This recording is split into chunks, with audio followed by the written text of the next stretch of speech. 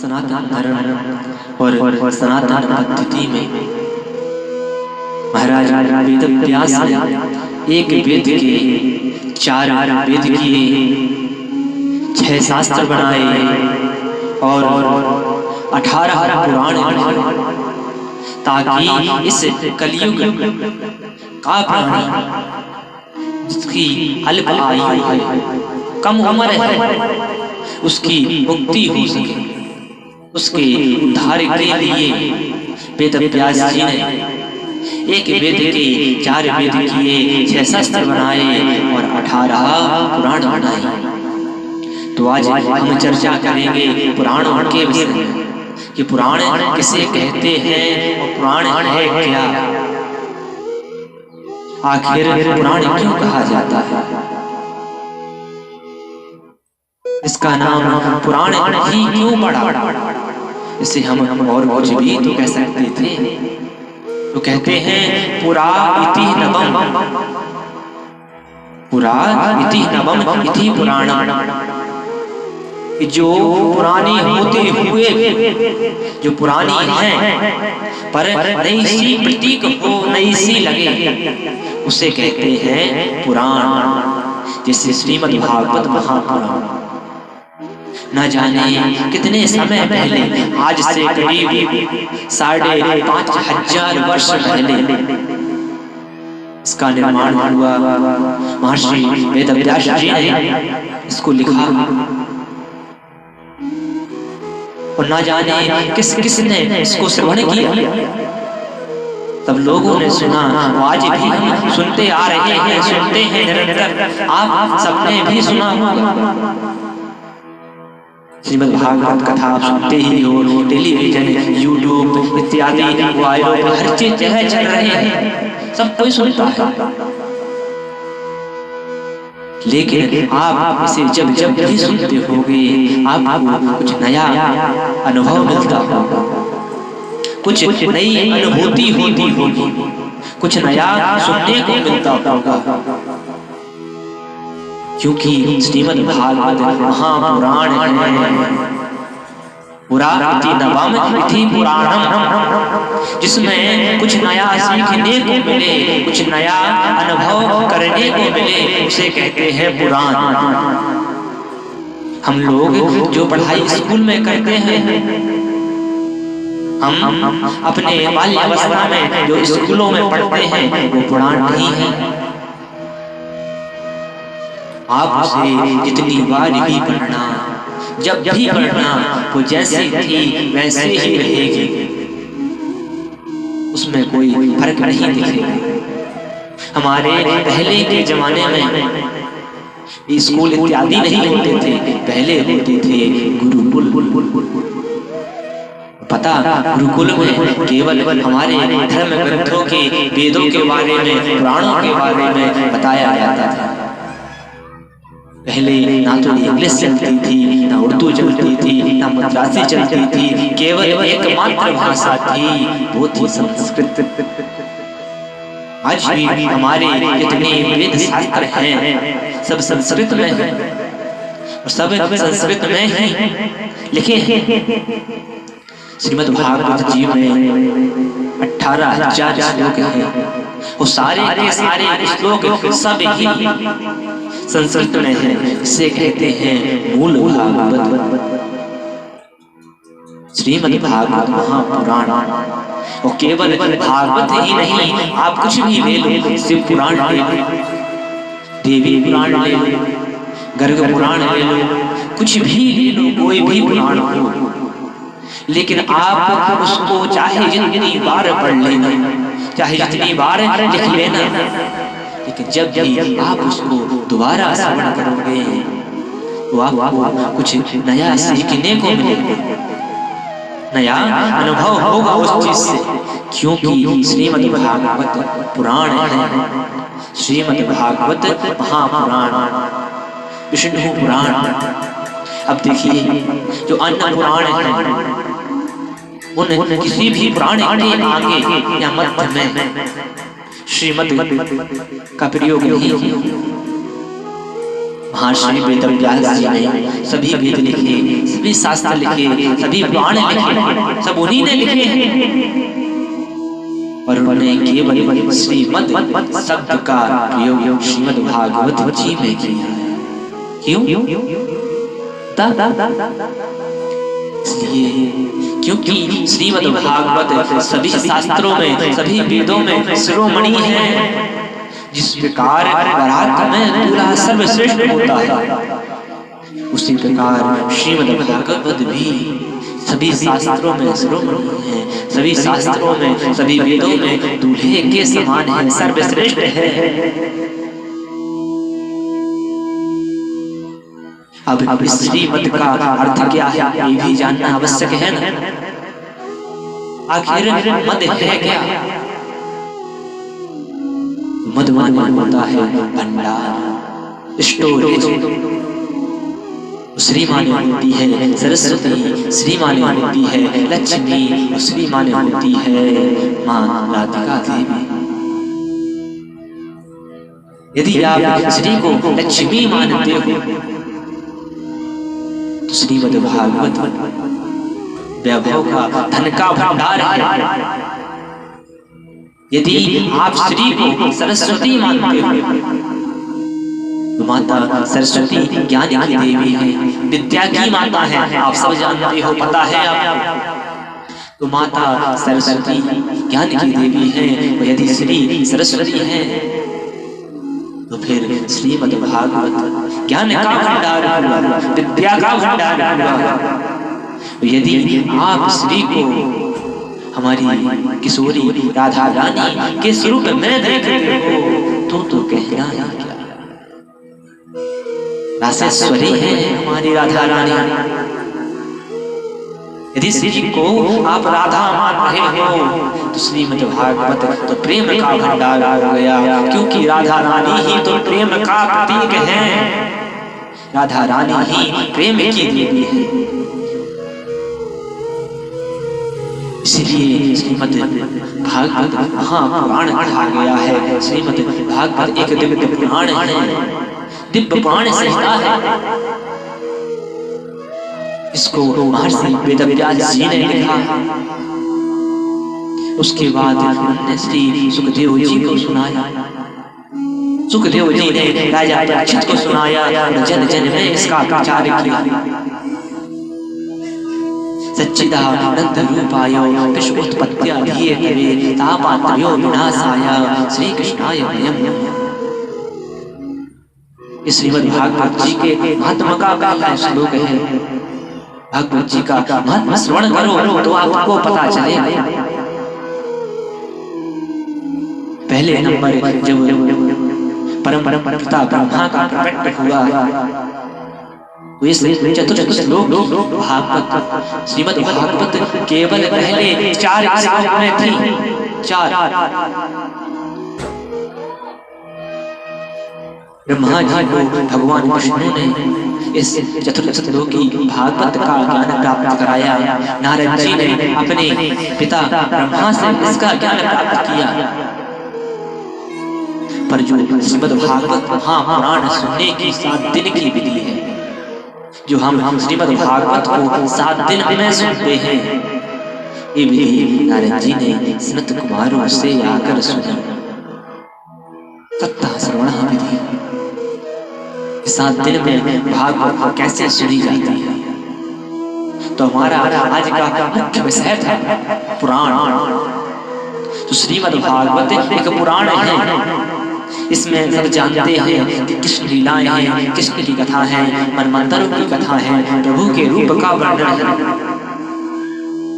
तो यहाँ तक कि कुछ लोगों को ये पूरा ग्रंथ नष्ट हो गया याद है, लेकिन वो व्यक्ति भी जब भी इसको सुनता है, जब भी इसका चिंतन करता है, उसको कुछ ना कुछ इसमें नया मिलता है, नया सीखने को मिलता है, नया सुनने को मिलता है, नया देखने को मिलता है। और जब आप सीधा वृंदावन बन जाओ तो जो इसके अंदर लिखा है वहाँ साक्षात प्रतीक होता है, साक्षात दिखता है। हमारे रास बिहारी ने कैसे रास की, निधिवन में कैसे रास रचाई, किस प्रकार माखन चुराया, किस प्रकार कुंजों में भागे, किस प्रकार सेवा कुंज में राधा रानी की सेवा की, सब दिखता है। और इसी महापुराण में सब लिखा हुआ है। शिव पुराण में शिव जी के बारे में सब कुछ लिखा हुआ है, देवी पुराण में देवी के बारे में सब कुछ लिखा हुआ है। क्योंकि हमारे धर्म शास्त्र ही, हमारे ग्रंथ ही हमें सिखाते हैं कि हमें किस प्रकार जीना चाहिए, किस प्रकार रहना चाहिए, ताकि हमारा यह जीवन धन्य हो जाए। ये पंच भौतिक 5 प्रकार के तत्वों से बना हुआ जीवन, जल अग्नि वायु आकाश पाताल, एक ना एक दिन नष्ट हो जाएगा। और इस शरीर की केवल तीन ही गति है, जला दोगे तो राख बन जाएगा, फेंक दोगे तो कीड़े खा जाएंगे, दफना दोगे तो मिट्टी बन जाएगा।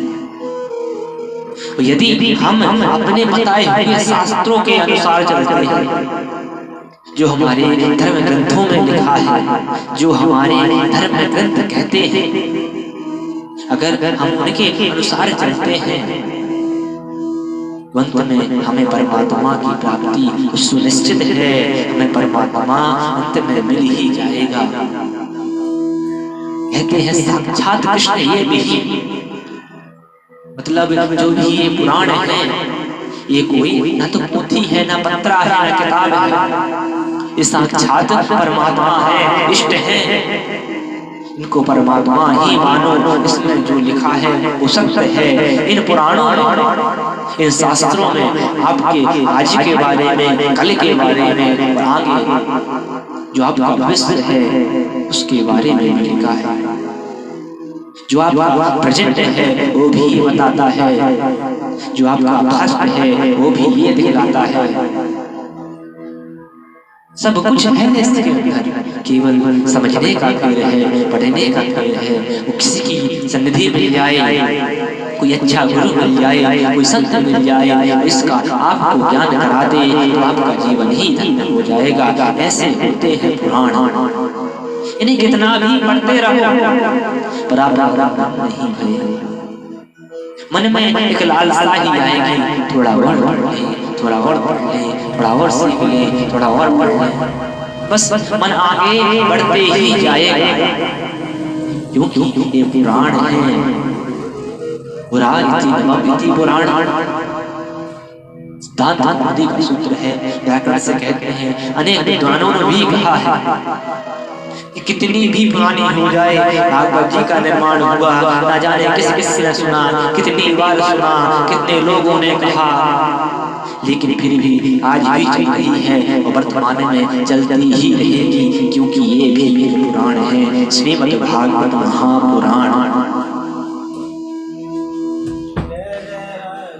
ये पुराणों की विशेषता होती है, इसे इतना भी सुनो, इतना भी पढ़ो, कुछ भी करो, चाहे आपने इसे 10,000 बार सुन लिया हो, चाहे लाखों बार सुन लिया हो, या कल सुन रहे थे आज फिर सुन रहे हो, फिर भी आपको कुछ इसमें नया होगा, नया सीखने को मिलेगा, नया देखने को मिलेगा, नया सुनने को मिलेगा, और एक नया ज्ञान मिलेगा। ये पुराण की विशेषता होती है, ये पुराणों की विशेषता है। तो कभी हमारे ग्रंथों को पढ़ के देखो, आपको ये विशेषता अवश्य मिलेगी। सनातन धर्म और सनातन पद्धति में महाराज वेद व्यास ने एक वेद के 4 वेद किए, 6 शास्त्र बनाए और 18 पुराण, ताकि इस कलयुग का प्राणी जिसकी अल्प आयु है, कम उम्र है, उसकी मुक्ति हो सके, उसके उद्धार के लिए वेद व्यास जी ने एक वेद के 4 वेद किए, 6 शास्त्र बनाए और 18 पुराण बनाए। तो आज हम चर्चा करेंगे पुराणों के विषय में कि पुराण किसे कहते हैं और पुराण है क्या। आखिर पुराण क्यों कहा जाता है? इसका नाम पुराण ही क्यों पड़ा? इसे हम और कुछ भी तो कह सकते थे। तो कहते हैं पुरा इति नवम, पुरा इति नवम इति पुराण। जो पुरानी होते हुए जो पुरानी है पर नई सी प्रतीक हो, नई सी लगे, उसे कहते हैं पुराण। जैसे श्रीमद् भागवत महापुराण। न जाने कितने समय पहले, आज से करीब 5,500 वर्ष पहले इसका निर्माण हुआ। महर्षि वेदव्यास जी ने इसको लिखा और न जाने किस किसने इसको श्रवण किया। सब लोगों ने सुना, आज भी सुनते आ रहे हैं, सुनते हैं निरंतर। आप सबने भी सुना होगा। श्रीमद् भागवत कथा आप सुनते ही हो, टेलीविजन, यूट्यूब इत्यादि वायरल हर चीज चल रहे हैं, सब कोई सुनता है।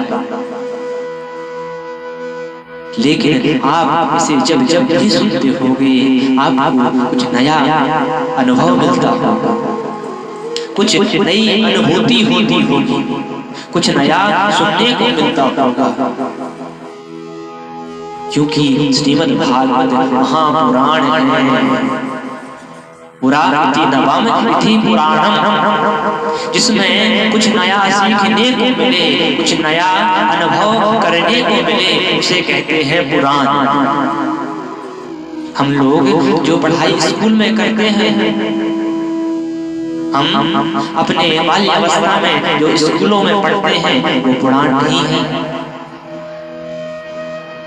आप उसे जितनी बार भी पढ़ना, जब भी पढ़ना, वो जैसी थी वैसे ही रहेगी, उसमें कोई फर्क नहीं दिखेगा। हमारे पहले के जमाने में स्कूल इत्यादि नहीं होते थे, पहले होते थे गुरुकुल। पता, गुरुकुल में केवल हमारे धर्म ग्रंथों के, वेदों के बारे में, पुराणों के बारे में बताया जाता था। पहले ना तो इंग्लिश चलती थी, ना उर्दू चलती थी, ना मद्रासी चलती थी, केवल एकमात्र भाषा थी, वो थी संस्कृत। आज भी हमारे जितने वेद शास्त्र हैं, सब संस्कृत में हैं और सब संस्कृत में ही लिखे हैं। श्रीमद् भागवत जी में 18,000 श्लोक हैं, वो सारे के सारे श्लोक सब ही संस्कृत में है। इसे कहते हैं मूल भागवत, श्रीमद् भागवत महापुराण। और केवल भागवत ही नहीं, आप कुछ भी ले लो, शिव पुराण ले लो, देवी पुराण ले लो, गर्ग पुराण ले लो, कुछ भी ले लो, कोई भी पुराण हो, लेकिन आप उसको चाहे जितनी बार पढ़ लेना, चाहे जितनी बार लिख लेना, लेकिन जब भी आप उसको दोबारा श्रवण करोगे तो आपको कुछ नया सीखने को मिलेगा, नया अनुभव होगा उस चीज से। क्योंकि श्रीमद् भागवत पुराण है, श्रीमद् भागवत महापुराण, विष्णु पुराण। अब देखिए, जो अन्य पुराण है, उन किसी भी पुराण के आगे या मध्य में श्रीमद् का प्रयोग नहीं। महर्षि वेदव्यास जी ने सभी वेद लिखे, सभी शास्त्र लिखे, सभी पुराण लिखे, सब उन्हीं ने लिखे हैं। और उन्होंने केवल श्रीमद् शब्द का प्रयोग श्रीमद् भागवत जी में किया है। क्यों? इसलिए क्योंकि श्रीमद् भागवत सभी शास्त्रों में, सभी वेदों में शिरोमणि है। जिस प्रकार पराक्रम में दूल्हा सर्वश्रेष्ठ होता है, उसी प्रकार श्रीमद् भागवत भी सभी शास्त्रों में शिरोमणि है, सभी शास्त्रों में, सभी वेदों में दूल्हे के समान है, सर्वश्रेष्ठ है। अब इस श्रीमद् का अर्थ क्या है, ये भी जानना आवश्यक है ना। आखिर मद है क्या? मधुबन होता है भंडार, स्टोरेज। श्री माने होती है सरस्वती, श्री माने होती है लक्ष्मी, श्री माने होती है माँ राधिका देवी। यदि आप श्री को लक्ष्मी मानते हो तो श्रीमद् भागवत वैभव का, धन का भंडार है। यदि आप श्री को सरस्वती मानते हो तो माता सरस्वती ज्ञान की देवी है, विद्या की माता है, आप सब जानते हो, पता है आपको। तो माता सरस्वती ज्ञान की देवी है। यदि श्री सरस्वती है तो फिर श्रीमद् भागवत ज्ञान का भंडार हुआ, विद्या का भंडार हुआ। यदि आप श्री को हमारी किशोरी राधा रानी के स्वरूप में देखते हो तो कहना है क्या, रासेश्वरी है हमारी राधा रानी। यदि श्री को आप राधा मान रहे हो तो श्रीमद् भागवत तो प्रेम का भंडार हो गया, क्योंकि राधा रानी ही तो प्रेम का प्रतीक है, राधा रानी ही प्रेम की देवी है।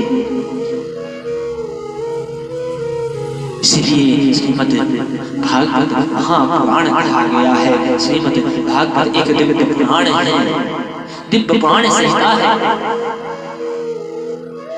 इसको महर्षि वेदव्यास जी ने लिखा। उसके बाद उन्होंने श्री सुखदेव जी को सुनाया। सुखदेव जी ने राजा परीक्षित को सुनाया, जन जन में इसका प्रचार किया।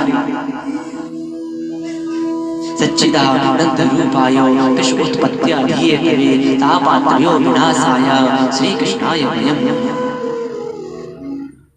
इस श्रीमद् भागवत जी के महात्मा का पहला श्लोक है। भागवत जी का महात्मा श्रवण करो तो आपको पता चलेगा। पहले नंबर जब परम पिता ब्रह्मा का प्रकट हुआ, चतुर्थ श्लोक भागवत श्रीमद् भागवत केवल पहले 4 श्लोक में थी। 4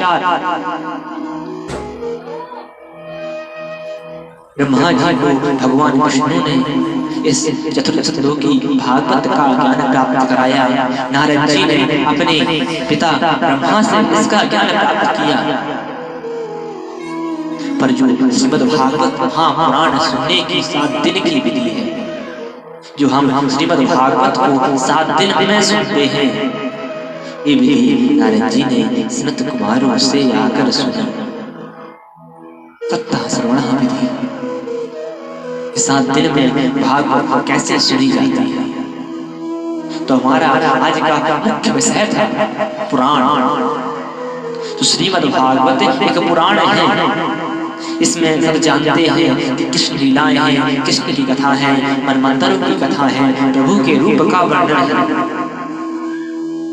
तो यहाँ तक कि कुछ लोगों को ये पूरा ग्रंथ नष्ट हो गया, याद है, लेकिन वो व्यक्ति भी जब भी इसको सुनता है, जब भी इसका चिंतन करता है, उसको कुछ ना कुछ इसमें नया मिलता है, नया सीखने को मिलता है, नया सुनने को मिलता है, नया देखने को मिलता है। और जब आप सीधा वृंदावन बन जाओ तो जो इसके अंदर लिखा है वहाँ साक्षात प्रतीक होता है, साक्षात दिखता है। हमारे रास बिहारी ने कैसे रास निधिवन में कैसे रास रचाई, किस प्रकार माखन चुराया, किस प्रकार कुंजों में भागे, किस प्रकार सेवा कुंज में राधा रानी की सेवा की, सब दिखता है। और इसी महापुराण में सब लिखा हुआ। शिव पुराण में शिव जी के बारे में सब कुछ लिखा हुआ है, देवी पुराण में देवी के बारे में सब कुछ लिखा हुआ है। क्योंकि हमारे धर्म शास्त्र ही, हमारे ग्रंथ ही हमें सिखाते हैं कि हमें किस प्रकार जीना चाहिए, किस प्रकार रहना चाहिए, ताकि हमारा यह जीवन धन्य हो जाए। ये पांच प्रकार के तत्वों से बना हुआ जीवन, जल, अग्नि, वायु, आकाश, पाताल। एक ना एक दिन नष्ट हो जाएगा और इस शरीर की केवल ही गति है। जला दोगे तो राख बन जाएगा, फेंक दोगे तो कीड़े खा जाएंगे, दफना दोगे तो मिट्टी बन जाएगी। यदि हम अपने बताए हुए शास्त्रों के अनुसार चलते हैं, जो हमारे धर्म ग्रंथों में लिखा है, जो हमारे धर्म ग्रंथ कहते हैं, अगर हम उनके अनुसार चलते हैं, अंत में हमें परमात्मा की प्राप्ति सुनिश्चित है। हमें परमात्मा अंत में मिल ही जाएगा। कहते हैं साक्षात कृष्ण ये भी, मतलब जो भी ये पुराण है, ये कोई ना तो पोथी है, ना पत्रा है, ना किताब है, ये साक्षात परमात्मा है, इष्ट है। इनको परमात्मा ही मानो। इसमें जो लिखा है वो सत्य है। इन पुराणों में, इन शास्त्रों में आपके आज के बारे में, कल के बारे में और आगे जो आपका भविष्य है उसके बारे में भी लिखा है। जो आपका प्रेजेंट है वो भी ये बताता है, जो आपका पास्ट है वो भी ये दिखलाता है। सब कुछ है इसके अंदर, केवल समझने का खेल है, पढ़ने का खेल है। वो किसी की सन्निधि मिल जाए, कोई अच्छा गुरु मिल जाए, कोई संत मिल जाए, इसका आपको ज्ञान करा दे तो आपका जीवन ही धन्य हो जाएगा। ऐसे होते हैं पुराण। इन्हें कितना भी पढ़ते रहो पर आप नहीं भरे। मन में एक लालसा ही आएगी, थोड़ा और पढ़ ले, थोड़ा और पढ़ ले, थोड़ा और सीख ले, थोड़ा और पढ़ ले, बस मन आगे बढ़ते ही जाएगा।